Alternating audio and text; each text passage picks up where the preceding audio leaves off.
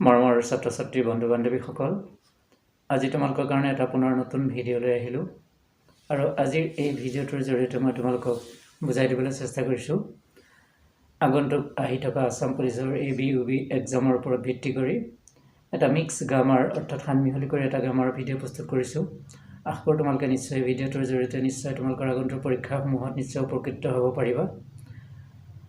আজিৰ ভিডিঅ'টোৰ জৰিয়তে মই তোমালোকৰ বিভিন্ন গ্ৰামাৰৰ ওপৰত ভিত্তি কৰি কিছু গ্ৰামাৰৰ কনচেপ্ট দিবলৈ চেষ্টা কৰিছোঁ। যদি মোৰ ভিডিঅ'টো তোমালোকৰ ভাল লাগে প্লিজ তোমালোকে ছাবস্ক্ৰাইব কৰিব, লাইক কৰিব, কমেণ্ট কৰিব আৰু শ্বেয়াৰ কৰিবলৈ নাপাহৰিবা। কাষত থকা বেল আইকনটো ক্লিক কৰিবা আহি থকা নতুন নতুন ভিডিঅ'সমূহ পাবৰ বাবে। Let's start the class.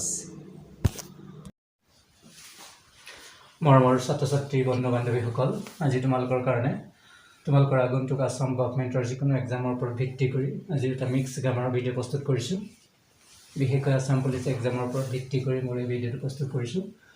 এইটো মই সানমিহলি কৰি গ্ৰামাৰসমূহ বুজাইছোঁ। চোৱা, 1 নম্বৰত আছে ড্ৰাইভ দ্য কাৰ শ্ল'লি। এইটো আমি ভইচ চেঞ্জ কৰিব লাগে। এতিয়া ভইচ চেঞ্জটো আমি কেনেকৈ কৰিম চোৱা। ড্ৰাইভ দ্য কাৰ শ্ল'লি, যে গাড়ীখন লাহে লাহে চলাবা। বাক্যটোৰ যদি মিনিংটো চাওঁ তেতিয়া আমি বুজি পাইছোঁ এইটো ইম্পাৰেটিভ চেণ্টেন্স অৰ্থাৎ আদেশ অনুৰোধ উপদেশমূলক বাক্যত আছে। যদি বাক্যটো আমি ইম্পাৰেটিভ চেণ্টেন্স বুলি বুজি নাপাওঁ তেতিয়াহ'লে তোমালোকে এটা কথা চোৱা যে ইয়াৰ চেণ্টেন্সটো আৰম্ভণি হৈছে আচলতে কি ভাৰ্ব লগাই, ড্ৰাইভ। এতিয়া ড্ৰাইভটো আমি গম পাইছোঁ ই প্ৰেজেণ্ট টেন্সেৰে আৰম্ভ হৈছে। গতিকে ইম্পাৰেটিভ চেণ্টেন্স বা প্ৰেজেণ্ট টেন্সেৰে আৰম্ভ হোৱা বাক্যৰ ক্ষেত্ৰত আমি আৰম্ভণিতে আমি কি লগাই ব্যৱহাৰ কৰিব পাৰোঁ, লেট লগাই আমি বাক্যটো ব্যৱহাৰ কৰিছোঁ। তাৰপিছতে বাক্যটোৰ মেইন অবজেক্ট আছিল দ্য কাৰ। লেটৰ পিছত আমি অবজেক্ট লগালোঁ। তাৰপিছত আমি বি ব্যৱহাৰ কৰিম, আগত লেট পিছত বি, মাজত অবজেক্ট থাকিব। তাৰপিছত মেইন ভাৰ্ব আছিল ড্ৰাইভ, ড্ৰাইভৰ পাষ্ট পাৰ্টিচিপল ফৰ্ম কি হৈ গ'ল, ড্ৰাইভেন। তাৰপিছত অতিৰিক্ত অবজেক্ট হিচাপে আছিল কোন, শ্ল'লি। গতিকে সেইটো আমি লাষ্টত ব্যৱহাৰ কৰিলোঁ। Number 2, I reached home before it rains. এইটো আমি correct tense of the verb অৰ্থাৎ কাৰেক্ট টেন্স কৰিব লাগে।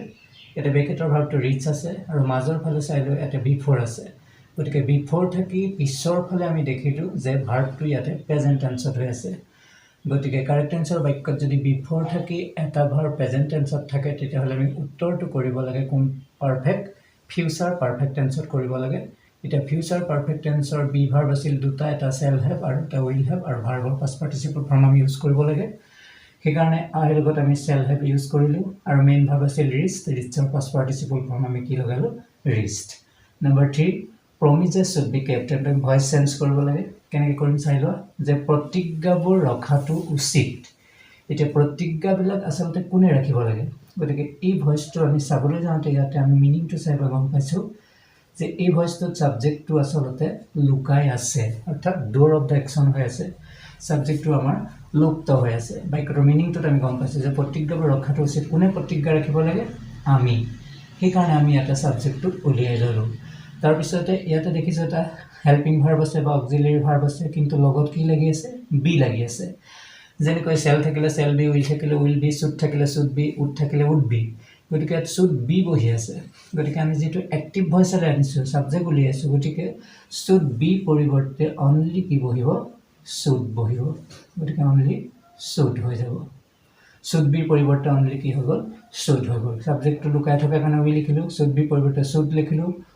উড, শুড, কুড এইবিলাকৰ পিছৰ যিটো আমি ভাৰ্ব লিখিম সেইটো সাধাৰণতে আমি সদায় কোন টেন্সত ইউজ কৰিব লাগে, সেইটো আমি প্ৰেজেণ্ট টেন্সত ইউজ কৰিব লাগে। ইয়াতে মেইন ভাৰ্ব আছে কেপ্ট, এইটো পাষ্ট পাৰ্টিচিপল ফৰ্ম হৈ আছে। গতিকে কেপ্টৰ আমি প্ৰেজেণ্ট টেন্সটো আমি লিখিব লাগে। উড, শুড, কিপ, উড এইবিলাকৰ পিছত ভাৰ্বটো সদায় প্ৰেজেণ্ট টেন্সত থাকে। সেইকাৰণে কেপ্টৰ প্ৰেজেণ্ট টেন্স কি লিখিলোঁ, কিপ লিখিলোঁ। গতিকে উই শুড কিপ, আমি ৰখাটো উচিত। কি ৰাখিব লাগিব, প্ৰথমৰখিনি যেতিয়া পিছলৈ গুচি আহিল আমাৰ ভইচটো কমপ্লিট হৈ গ'ল, প্ৰমিজেছ। এইটো কাৰেক্ট এনচাৰ ভাৰ্চৰ নম্বৰ 4ত আছে হাৰি আপ, যে খৰধৰ কৰা দ্য টেক্সি ৱেট। বাক্যটোৰ মিনিংটো চোৱা, যে খৰধৰ কৰা টেক্সিখন ৰৈ আছে। কোনো এটা কাম কৰি থকা, চলি থকা এনেকুৱা বুজালে আমি সদায় প্ৰেজেণ্ট কণ্টিনিউৱাছ টেন্স ইউজ কৰিব লাগে। গতিকে বাক্যটোৰ মিনিংটো চাই আমি গম পাইছোঁ বাক্যটো প্ৰেজেণ্ট কণ্টিনিউৱাছত আছে, কাৰণ টেক্সিখন ৰৈ আছে। গতিকে এইটো আমি কৰিবলৈ যাওঁতে আমি প্ৰেজেণ্ট কণ্টিনিউৱাছ লগাই কৰিম, হাৰি আপ লিখিলোঁ। তাৰপিছত আমি ছাবজেক্ট লিখিলোঁ দ্য টেক্সি। এতিয়া যিহেতু আমি ছাবজেক্ট লিখিলোঁ, প্ৰেজেণ্ট কণ্টিনিউৱাছত আমি বি ভাৰ্ব 3টা ব্যৱহাৰ কৰোঁ। এম ইজ আৰ, তাৰ টেক্সিৰ লগত কি বহিব, ৱেজ, ইজ বহিব, টেক্সিৰ লগত ইজ বহিল। তাৰপৰা ৱেট যিহেতু কণ্টিনিউৱাছ, গতিকে ভাৰ্বৰ লগত আমি কি ইউজ কৰিলোঁ, ৱেটিং। গতিকে Hurry up, the taxi is waiting. এটা নেক্সট গ্ৰামাৰটো লৈছোঁ চোৱা, U dot dot অবে your teacher. এইটো আমি মডেল অক্সিলাৰী ভাৰ্ব লগাই ফিল ইন দ্য ব্লেংকছ কৰিব লাগে। এতিয়া বাক্যটোৰ কি মিনিং বুজাইছে চোৱা, ইউ তোমালোকে মানি চলিব লাগিব তোমালোকৰ শিক্ষকসকলক। গতিকে বাক্যটোৰ মিনিংটো চাই আমি গম পাইছোঁ ইয়াতে আচলতে কিহৰ মিনিং প্ৰকাশ পাইছে। ইংলিছত অব্লিগেশ্যন বুলি কোৱা হয় আৰু অসমীয়াত হৈছে ইয়াতে দায়বদ্ধতা।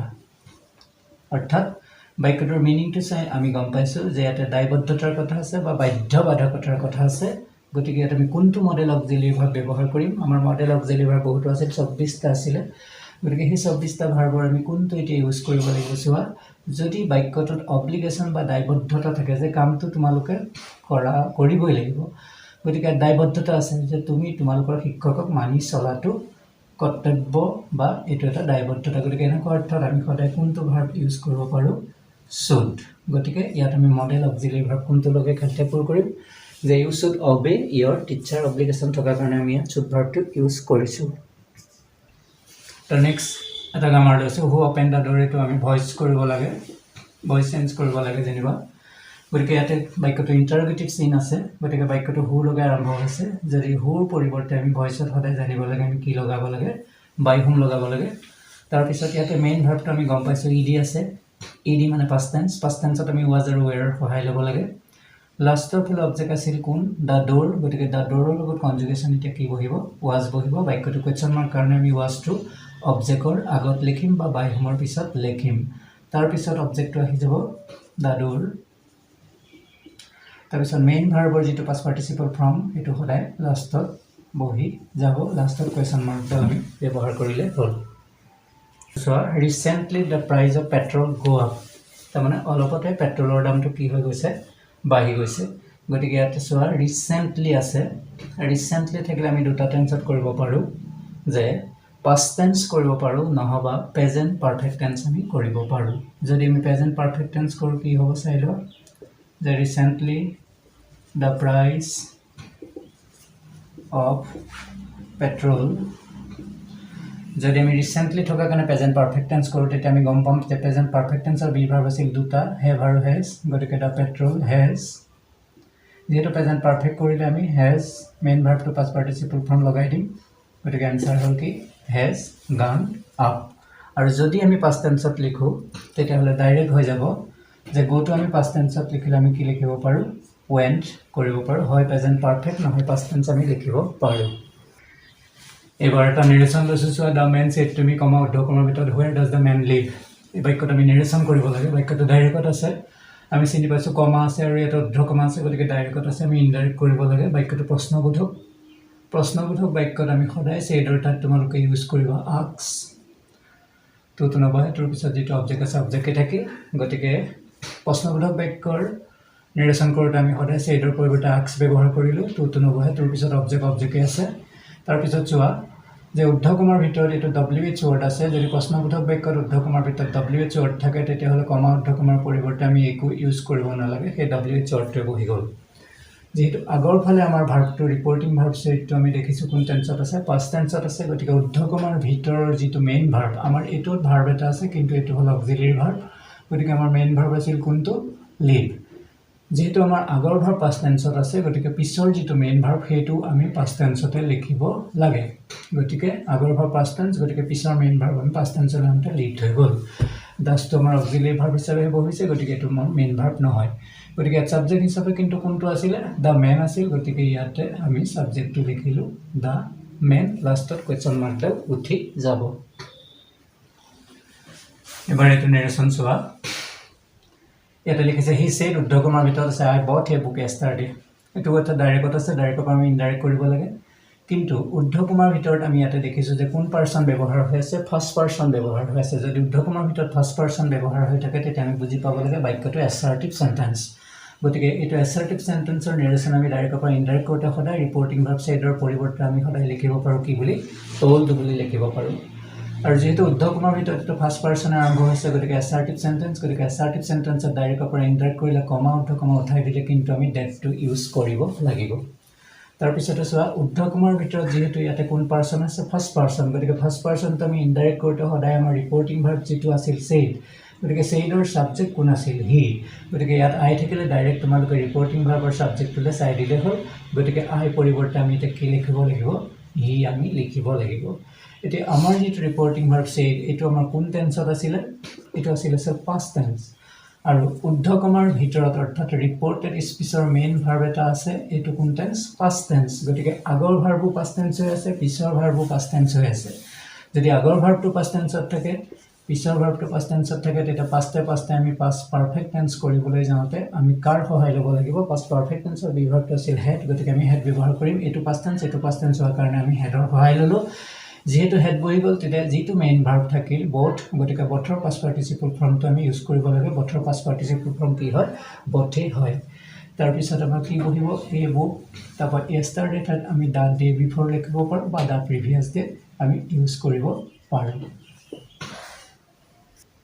তো নেক্সট গ্ৰামাৰটা লৈছোঁ চোৱা 10 number the girl draws the picture beautifully ইয়াতে বাক্যটোত কৈছে যে ছোৱালীজনীয়ে আঁকিছে পিকচাৰখন খুব বিউটিফুলি খুব সুন্দৰভাৱে আচলতে ছবিখন ছোৱালীজনীয়ে আঁকিছে এতিয়া আমাৰ এই কুৱেশ্যনটো কি দিছে চোৱা হিয়াৰ বিউটিফুলি ইজ এন এডভাৰ্ব অফ এতিয়া এই বিউটিফুলিটো আচলতে এডভাৰ্বৰ কোনটো প্ৰকাৰত পৰিছে এতিয়া এই বিউটিফুলিটো এডভাৰ্বৰ কোনটো প্ৰকাৰত পৰিছে যে টাইমত পৰিছে নে মেনাৰত পৰিছে নে প্লেছত পৰিছে নে ডিগ্ৰীত পৰিছে তেতিয়া আমি উল্লেখ কৰিব লাগে ইয়াতে চোৱা যে বিউটিফুলি এইটো এটা এডজেক্টিভ হৈ আছে গতিকে এই এডজেক্টিভটোত আমি গম পাইছোঁ যে ইয়াতে কি ৱাই যোগ হৈ আছে এল ৱাই ইয়াতে যোগ হৈ আছে এল ৱাই আৰু যিটো এডভাৰ্বৰ লগত আচলতে এল ৱাই যোগ হৈ থাকে সেই এডভাৰ্বটো সাধাৰণতে সদায়